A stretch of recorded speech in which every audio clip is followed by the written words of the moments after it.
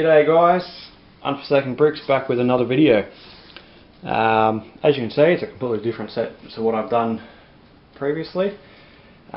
This one obviously is the Lord of the Rings Helms Deep Fortress set. I think I've added an extra figure, but I'm not overly fussed, I don't really care. It's better off, it looks better that way. So this is the Helms Deep Fortress. It's a big set. I think it was $140 or $160 when it first came out, so it was a very expensive set. I happened to pick this up for a little bit more a few years later. It was 2012 this series came out. I picked this up last year for about $190, $200. Not overly impressed by the price, but it is what it is. It's what happens when you buy sets 4 years after they retire. So as you see, it's a big set. There's a lot going on. I think it is worth the price tag, even the original price tag. Probably not so much the new price tag, but the original one, definitely. There's a lot of playability with this. You can do a lot. You can add on, buy the extras. I think it's an add-on set. It's the Iroquois Army set with the Rider and the Archer, and you can just make this a giant wall if you want to. You can pretty much build Hadrian's Wall out of this. From the old King Arthur himself. But anyway, so a little off track.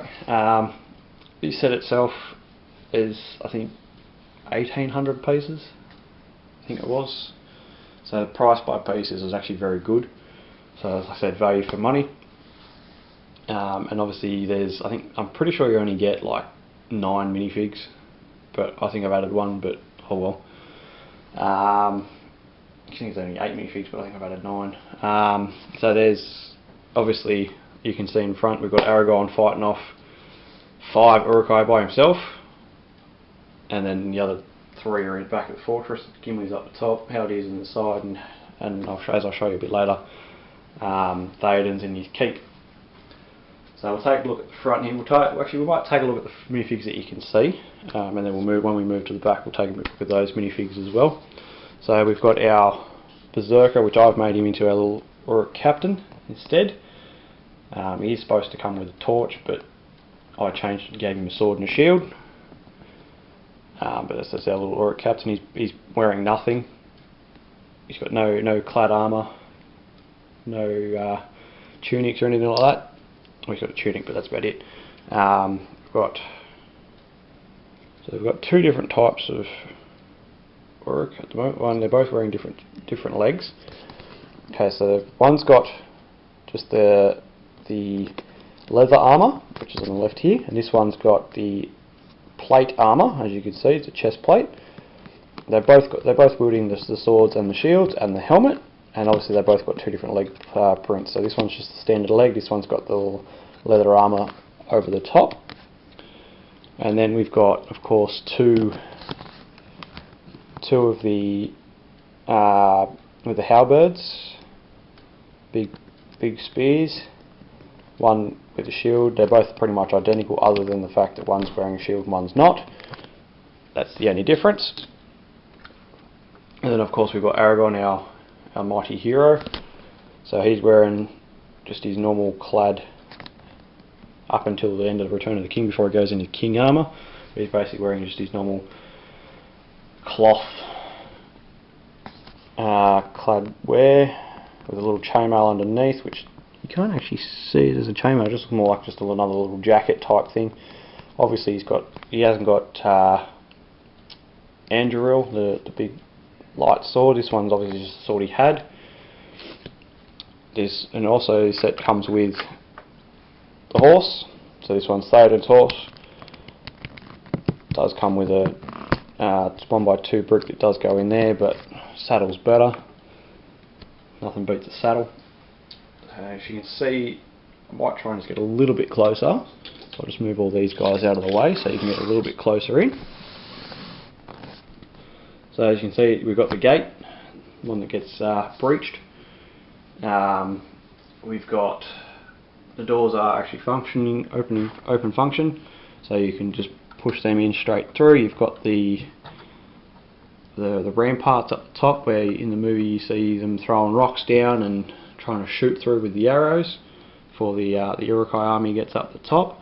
A little catapult, which wasn't in there to begin with, but it's an extra feature, playability feature, which I think is what they were going for with this set.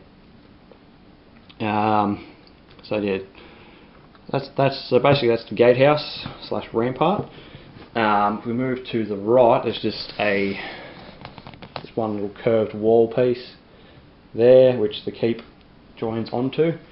But I'll get to that in a sec when I finish the front.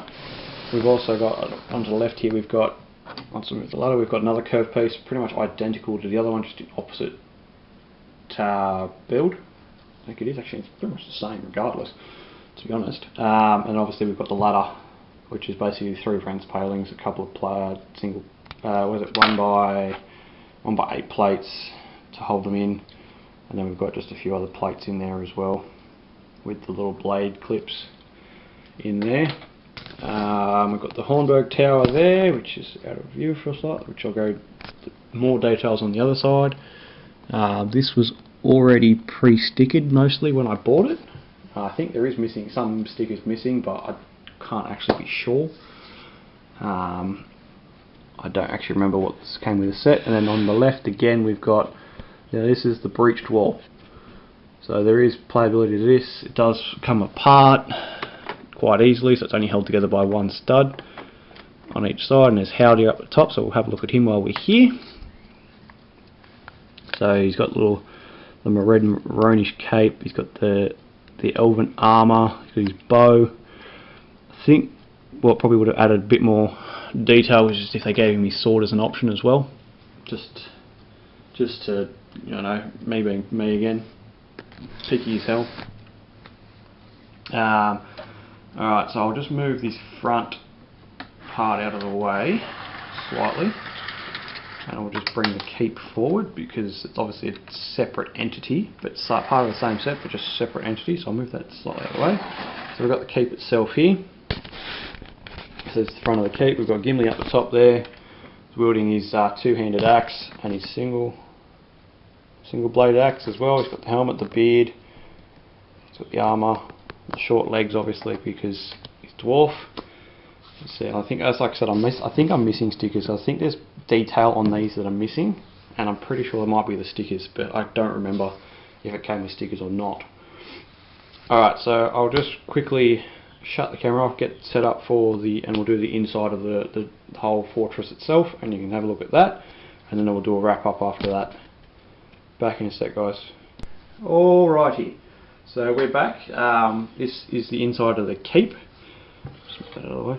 So this is basically like the Great Hall, I guess you could call it. You've got the banner at the top there to show that this is part of Rohan, the country that these men are from. Obviously got little weapons racks in there as well. So there's not too much in here. It's obviously very bland, like I said on the outside of this, it's very plain. But I think it's very open for playability as well. You've got 2 torches on the inside to keep it lit. But overall, very basic, but at the same time there's a little bit of detail in there just to make the set a bit more warranted. We'll take a look on the back of the actual fortress itself, the outside wall, so we might just scan from right to left. So the back of that's just part of the beeping wall, the contraption that just pops that off, which I'll do with value. Basically just pops off, that all comes off like so, like it's being exploded. I don't actually know if I've got them on the right way, but oh well. It's demonstration, that's all it's for. So that's all that is, that's just the mechanic of the breaching wall. Then we've got the Hornberg Tower, which is just basically a ladder up to the horn, which I probably should put Gimli up there because that's where he really belongs. Once the first light on the 5th day, top there, so we've got that, and then obviously we've just got the inside of the walls there, which is basically just the back of the wall that you don't see, and obviously the gatehouse there, the ramp to come down. Alright, so that's the set, guys. I'd probably give this a solid 9 out of 10. I'd say I could argue that there's missing a lot of detail, but you're getting a lot for the price, so I'm not going to complain about the detail of it. It's just probably a few little fundamental things little things that probably don't match up, but that's pretty much just cosmetic. It's nothing too important. But yeah, so solid 9. I don't really have anything against it. I like these sets. I was a big Lord of the Rings fan, excuse me, when I was a kid, so getting this set was just justifiable. Probably didn't pay a little bit more than I was hoping to, but it is what it is. So if you enjoyed this video, guys, please leave a comment, like and subscribe. And I just lost my train of thought when I said that. Yeah, so leave a like and comment, subscribe, and I'll see you guys in the next one. By the way, next one will be the attachment to this set, and then in that video I'll also do the whole thing together. Bye guys, Unforsaken out.